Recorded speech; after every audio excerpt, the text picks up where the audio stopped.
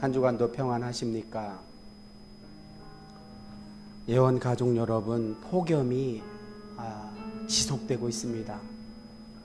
반복해서 말씀드리지만 건강들 유의하시기 바랍니다. 우리 몸은 이 정신과 분리되는 것이 아닙니다. 특별히 제가 이렇게 몸을 자꾸 강조하는 이유는 우리 몸에 정신이 함께하는 것이고 또 영도 함께하는 것입니다. 성경에는 영, 혼, 육 3분솔도 나오지만 영, 육 2분솔도 나오곤 하는데 어찌되었든 영혼 6으로 3분을 하든 영육으로 2분을 하든 중요한 것은 그것을 이렇게 명쾌하게 나눌 수는 없는 거예요. 어디까지 어느 부분이 영이고 이렇게. 최근에 뇌과학에서 발견되는 것은 어떤 뇌의 활동, 뇌는 우리 몸이잖아요. 몸의 일부잖아요. 그 뇌의 활동 가운데 우리가 흔히 정신이라고 말하는 그 부분이 포함되어 있다는 연구 발표들이 많이 나와요. 그러니까 잔소리 한다고 생각하지 마시고 꼭 건강 챙기시기 바랍니다. 자, 요즘 우리는 예수님의 이름에 대한 부분을 연속해서 이렇게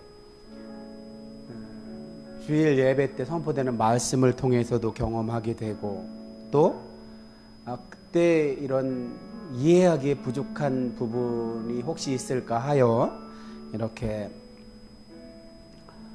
칼럼을 나누는 시간을 할애해서 한 번 더 그 예수님의 이름에 대한 부분을 이렇게 보충하고 있습니다. 그러니 여러분에게 이렇게 자꾸 반복해서 보충해드리고 강조하는 건 왜 그런 거예요? 그만큼 중요하다는 거잖아요. 중요해서이기도 하고 또 하나는 여러분이 그 부분을 예수님의 이름 부분을 너무 피상적으로만 알고 있어서 교리적으로 피상적으로만 알고 있어서 우리들의 삶에 적용하는 부분에 있어서는 잘 실천이 안 되는 것 때문에 이렇게 강조하고 반복해서 여러분에게 설명하는 거니까 부디 나하고 동떨어진 어떤 정보, 객관적인 정보가 아니라 내 삶에 깊숙이 개입해서 하나님을 어떤 대상으로 해서 내가 연구하고 거기서 어떤 정보를 알아감에서 오는 쾌감으로 만족하는 것이 아니라 하나님은 궁극적인 너라고 마틴 부버라는 분이 유대계 독일 학자죠. 철학자. 그 부분이 이야기했잖아요. 그 얘기는 뭐예요? 관계 속에서 서로 이렇게 소통하는 존재로 인식을 해야 된다는 거죠. 하나님을 그냥 섬겨야 할 어떤 대상으로 선정해 놓고 그분에 대한 정보만 자꾸 취해갈 게 아니라 그분의 현존 속에서 그분과 관계를 이뤄가며 소통하며 그분이 진정으로 내게 원하는 것이 무엇인지를 내 삶 속에서 경험을 통해 알게 되었으면 해서 이런 칼럼을 통해서 예수님의 이름을 한 번 더 또 이번 주까지 해서 하려고 합니다. 그러니 이런 의도를 가지고 제가 최선을 다하지만 저의 최선과 함께 여러분의 참여가 있어야만 좀 삶까지 가는 우리 일상의 삶에서 적용이 되는 그런 살아계신 하나님과 어떤 인격적인 교류 소통을 통해서 나의 삶이 변화하는 그런 걸 통해서, 그 모습을 통해서, 그것이 어떻게 보면 가장 좋은 복음 전파이죠. 복음 전파. 삶은 하나도 뒷받침되지 않고 말로만 하면 예수님 당시에 그 종교 지도자들, 바리새인들밖에 더 되겠어요. 그래서 예수님은 항상 강조하시잖아요. 제자들에게 너희 의가 서기관과 바리새인과 서기관 정도 수준 가지고는 결단코 하나님의 나라에 들어갈 수 없다고요. 하나님 나라를 맛볼 수 없다고요. 무슨 뜻으로 그런 말씀을 하는 걸까요? 아까 마틴 부버를 인용하면서 했던 것처럼 나와 너의 어떤 인격적인 관계로 실제 우리 삶에서 현존하시는 하나님과의 교류, 교통, 소통, 나눔 이런 걸 통해서 삶이 풍성해지는 데까지 가지 않고 그저 하나의 대상, 그냥 어떤 형식, 어떤 섬김의 형식만 남아있고 그 내용은 하나도 없는, 그냥 어디 모셔놓고 나와 상관없는 분으로 그냥 섬기고 마는 그 예수님 당시 이스라엘 종교 지도자들처럼 하지 말란 뜻에서 이런 말씀을 드렸습니다. 자, 이번에는 그러면 예수님의 이름에 대해서 어떤 부분을 한번 여러분과 나눠보고 싶은 거냐 하면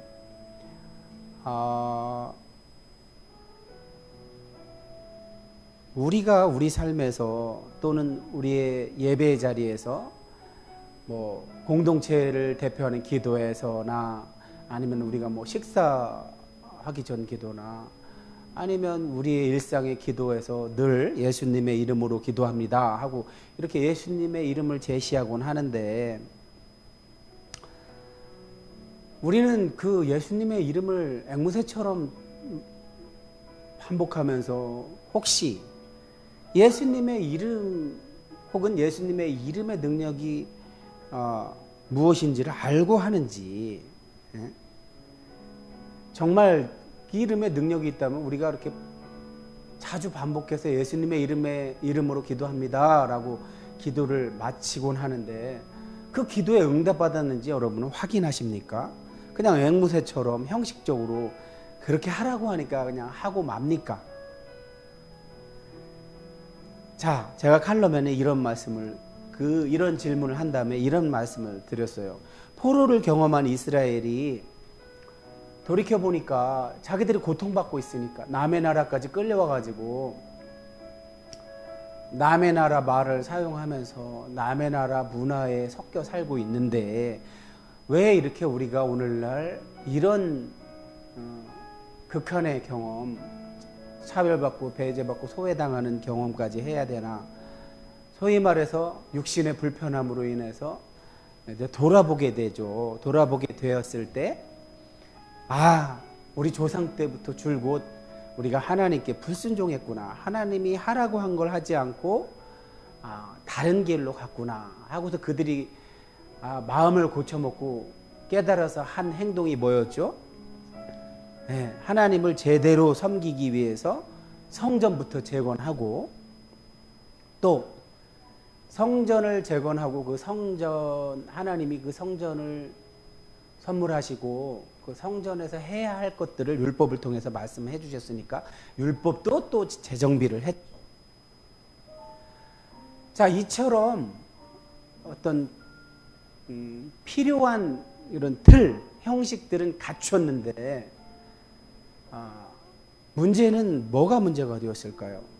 그들이 이런 성전과 율법이라는 외적인 틀은 재정비하고 재건하는 데 성공을 했지만 삶에서 함께 하시는 어떤 하나님의 역동성, 살아계심을 뭐와 바꾼 거예요? 이런 법 조항과 건물과 바꾸고 말았죠.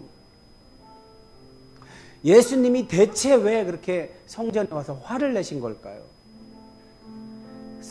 포로를 경험한 이스라엘이 성전을 재건하고 율법을 정비했으면 그렇게 하라 하신 하나님의 뜻을 알고 그 하나님의 뜻에 맞게 사는 것이 하나님이 원했던 것인데 껍데기는 그렇게 갖춰놓고 내용은 하나도 그걸 실천하지 않고 있었기 때문에 예수님이 화를 내는 거였잖아요.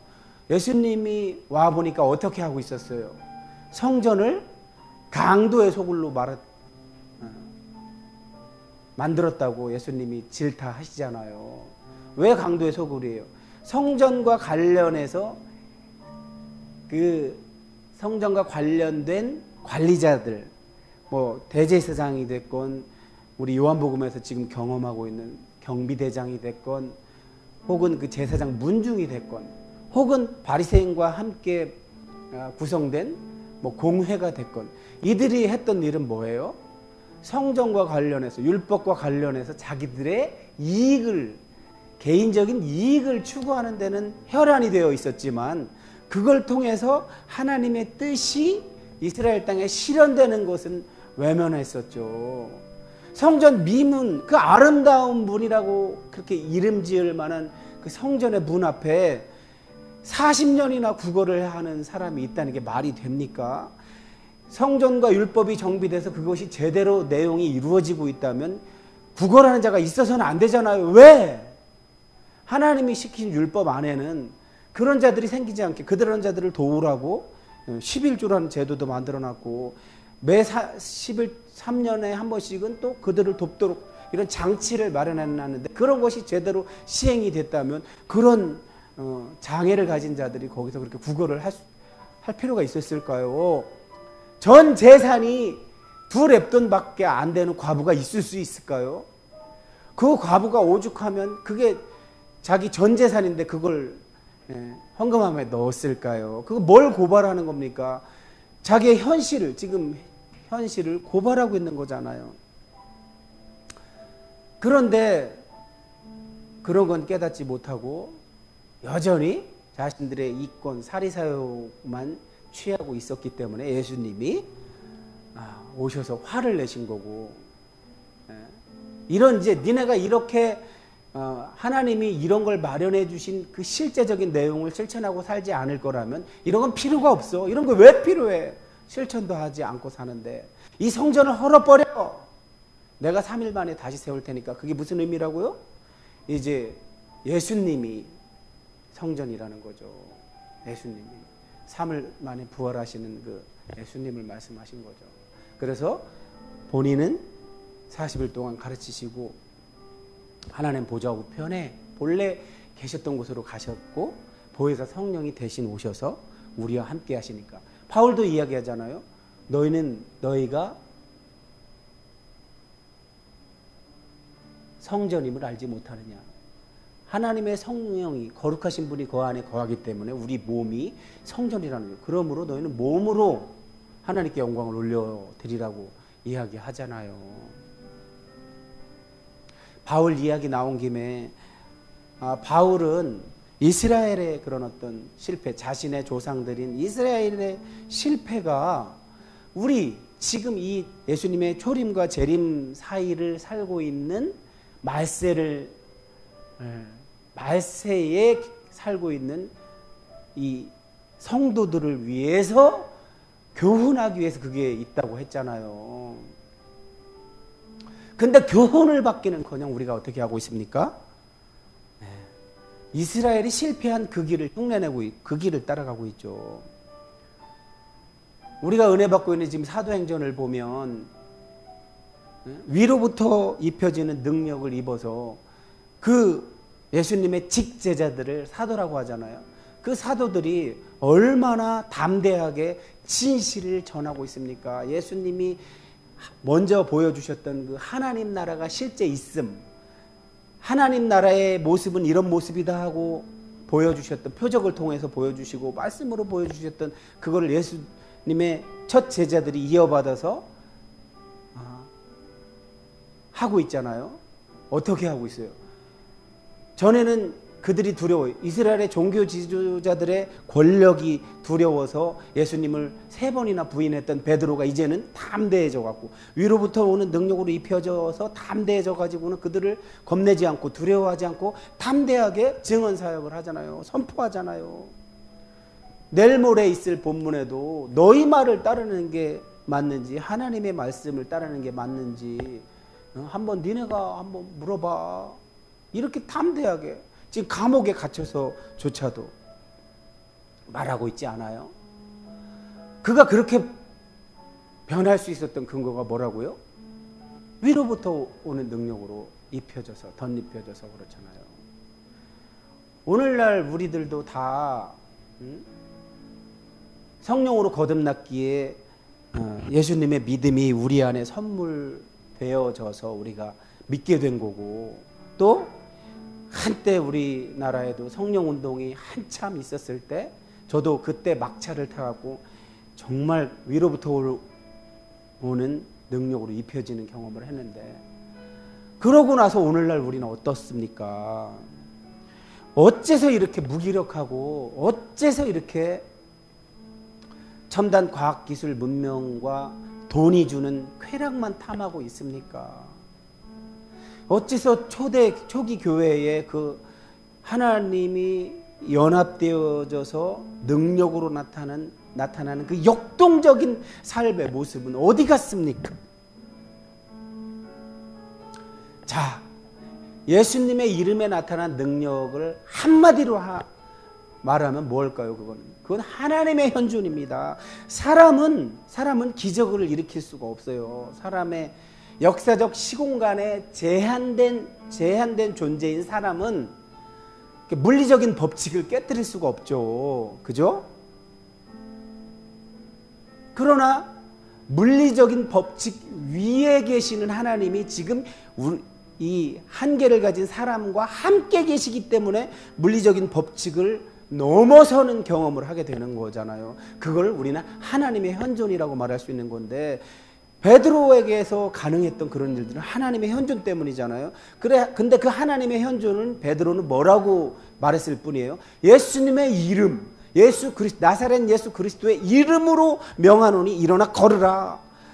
그 예수님의 나사렛 예수 그리스도의 이름으로 표현됐지만 그건 하나님의 현존을 나타내는 거죠. 그 하나님의 현존은 베드로에게만 약속된 게 아니라 오늘 우리에게도 약속됐잖아요. 그래서 예수님이 마태복음을 마치면서 선언해 주시잖아요.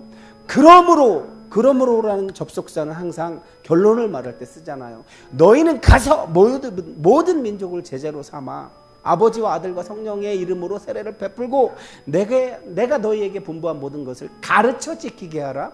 볼지어다 세상 끝날까지 내가 너희와 항상 함께 있으리라. 임마누엘, 하나님의 현존의 조건이 뭐라고요? 예수님이 시킨 대로 하는 거예요. 예수님이 시킨 대로 하지 않으니까 하나님의 현존을 경험하지 못하는 거예요. 오늘 드릴 말씀은 다 한 거예요.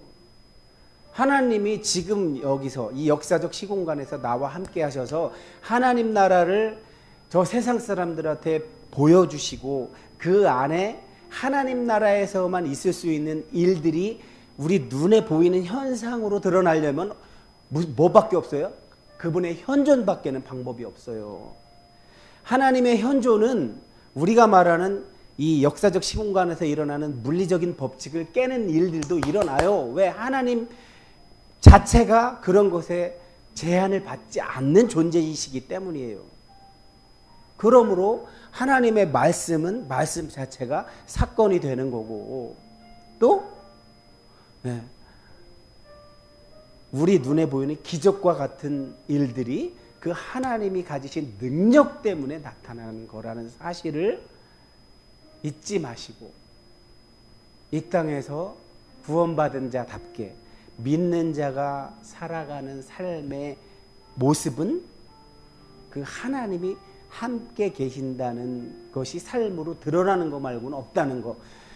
예수님 당시에 종교 지도자들처럼 말로만 율법을 달달달달 외우고 보이는 데서 기도하고, 오늘날 우리 교회가 하는 이런 형태의 껍데기만 남은 이런 형태, 하나님의 현존, 임재는 없고 우리끼리 뻑적지근한 잔치를 하는 현장에서는 일어나지 않는다는 사실을 알았으면 해서 오늘 칼럼으로 이렇게 나눴습니다. 충분히 알아들었으리라 믿고, 또 돌아오는 주일날 내일 모레 또 선포되는 하나님의 말씀을 통해서 그 말씀이 곧 사건이 되는 현장을 경험하는 우리들이 되고 제자고 이 칼럼을 나눴습니다. 이만 마치겠습니다. 안녕히 계십시오.